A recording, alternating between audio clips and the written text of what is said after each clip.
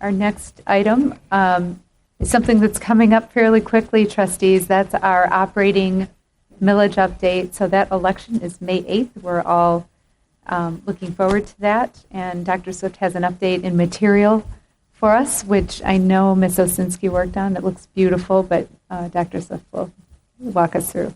Thank you, Madam President and trustees.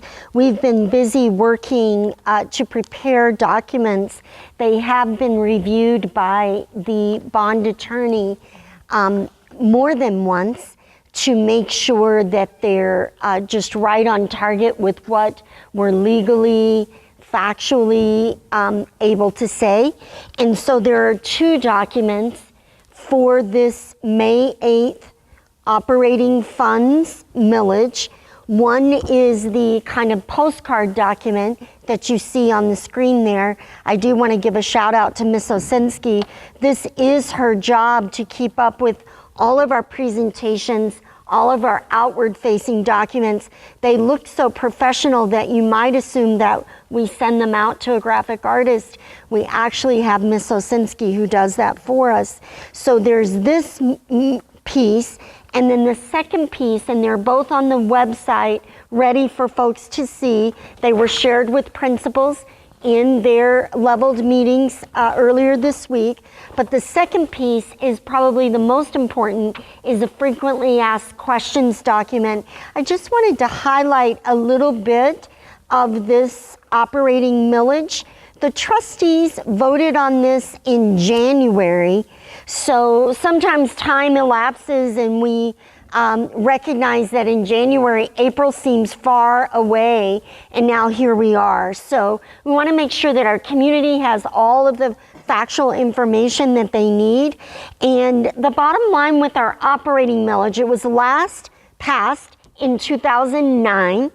In the state of Michigan, we do have to periodically come back and ask for our fundamental funding to operate the district. So this is that request, and the proposal would restore, replace, and extend the authority of the Ann Arbor Public Schools of the City of Ann Arbor to levy mills for general school district operating purposes. And trustees, you all are well aware, for example, our special ed millage, we're only able to pay for certain expenses with that. Our sinking fund millage can only go into physical properties and only particular ways into physical properties. Our technology budget and bond that Ms. Colligan oversees can only be used for technology. This operating millage is the mechanism, I call it, for the mortgage, the groceries, and the light bill. I mean, this is the operating money that we use to operate the district. So when I say, I ask the question about this millage, here's the question, trustees. Do we plan to have public schools in the city of Ann Arbor? And that is the answer to this millage, because this is $84 million recurring annually. It is the groceries, it is the mortgage, it is the light bill, and we won't be able to operate public schools without it. And some folks might ask, well, if public schools are guaranteed in the Michigan Constitution, why is it that you have to come periodically and ask for the money from the stakeholders to operate your regular budget? Well, I don't know that answer. That is a mystery, but in the state of Michigan, we have to do it that way. So this will be for 20 years. I do want to point out a few more details. Most important question we get asked every day, will this increase the levy for homeowners? Here's the one-word answer: no, it will not. The AAPS homeowners, the millage restoration will simply extend the current authority for homeowners, and it will not increase the tax rates over the current authorization. And in fact, the homeowner portion of this continues to ratchet down every year just based on the growth in our area. So, so the homeowner part is the same as we've always been doing, that authority. I think we've answered already what's the money used for. It's for our day-to-day operations. It represents the salaries for teachers, for staff. The trustees know that we're at about 87% of our overall budget is for people. And so this pays for that, of course. Now, there is a question with non-homestead property, and that's covered on question 5 in your questions document. The proposal will restore the levy to 18 mills. We have experienced the rollback of the Headley override, and so currently the district is only collecting about 17.5 mills, not the full 18 mills. And that may sound like a little difference, but actually for this next year, Mr. Demetrio informs us it would be over $2 million difference for the coming year. So getting that back up to 18 mills is what will occur for the non-homestead. So that's industrial, commercial businesses, rental properties, second home properties. Some folks may say, why do you have to vote?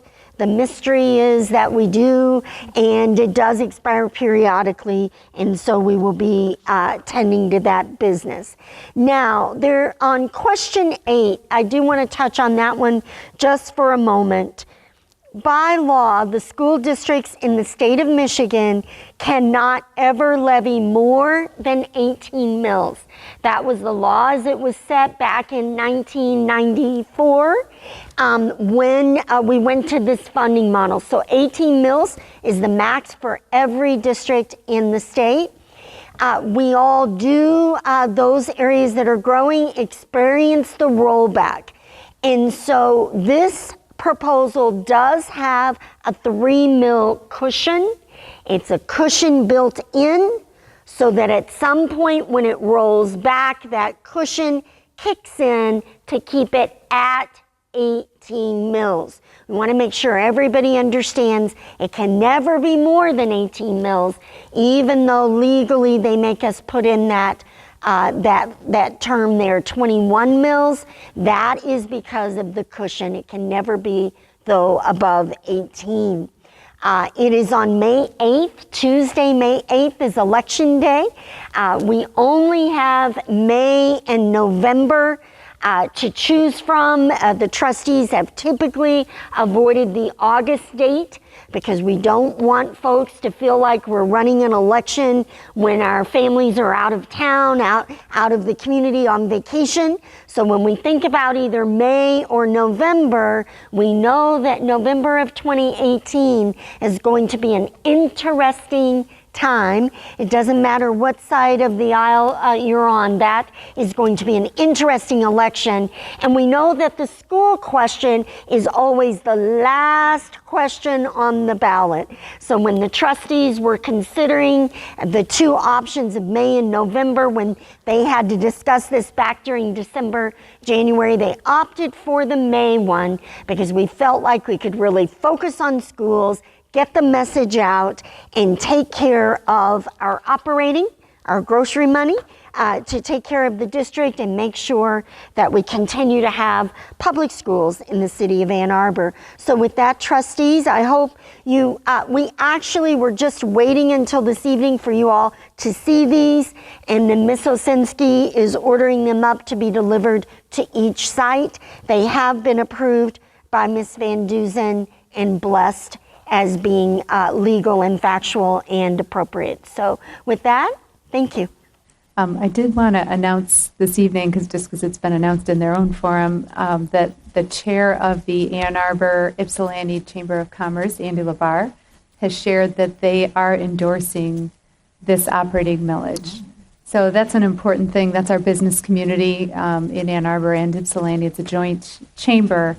But Andy Cluley and I were able to go and talk with their executive board want to say maybe a month ago, and just walk through this. It is complicated why we do this if public schools are a thing of the Constitution, but it was interesting in Proposal A, they basically allowed communities, or forced them, if you will, however you want to think about it, to ask themselves the question, do we want to continue to fund public education in our community?